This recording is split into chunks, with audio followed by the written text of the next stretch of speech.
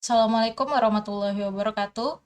Perkenalkan, nama saya Putri Ulandari dari kelas 3F. Baiklah, di sini saya akan mempresentasikan tentang materi dari minggu ke-6 yaitu Flexbox dan Grid. Apa itu Flexbox? Flexible box atau biasa disebut Flexbox digunakan untuk mengatur elemen di suatu halaman web. Flexbox ini akan mengatur ukuran dari elemen anaknya secara otomatis dan mampu beradaptasi dengan ukuran kontainernya. Lalu, apa kegunaan dari Flexbox?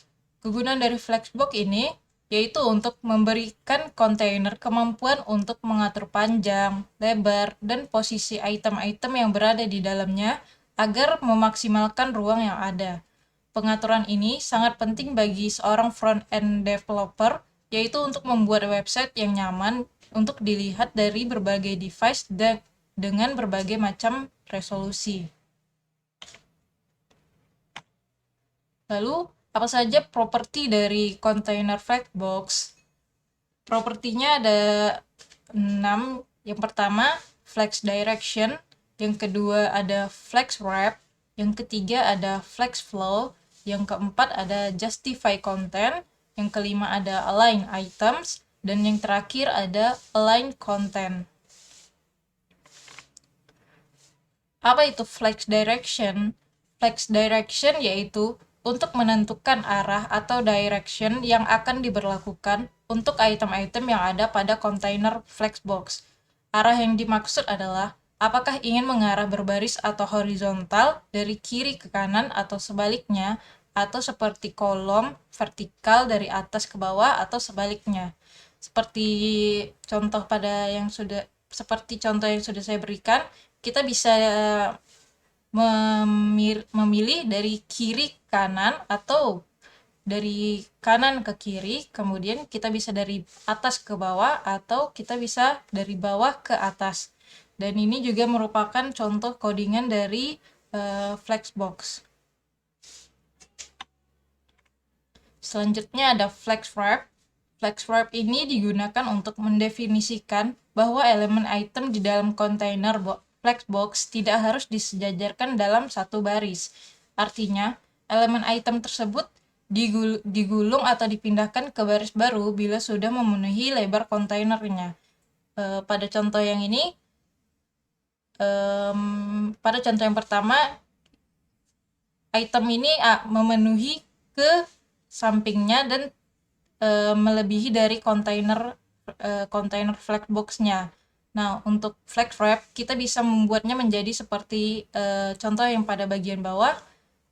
Kita bisa memenuhinya dengan memindahkan sisa dari item ke bawah sehingga kontainernya tidak berlebih atau itemnya memenuhi kontainer. Selanjutnya, justify content. Justify content digunakan untuk mensejajarkan item-item di antara Flexbox agar kontainer dari Flexbox tersebut bisa mendistribusikan ruang kosong yang tersisa ketika item flex dalam suatu baris tersebut tidak fleksibel atau meskipun fleksibel tapi sudah mencapai batas ukuran maksimum. Nah, untuk contoh dari justify content ini kita bisa membuatnya ada di awal atau kita bisa membuat item ini ada di tengah atau kita bisa membuat item ini ada di akhir dan juga di eh, di di di daerah-daerah lainnya. Selanjutnya untuk align items. Align item ini mendefinisikan bagaimana item-item pada kontainer flex tersebut diletakkan sepanjang garis tegak lurus pada sumbu utama atau cross axis.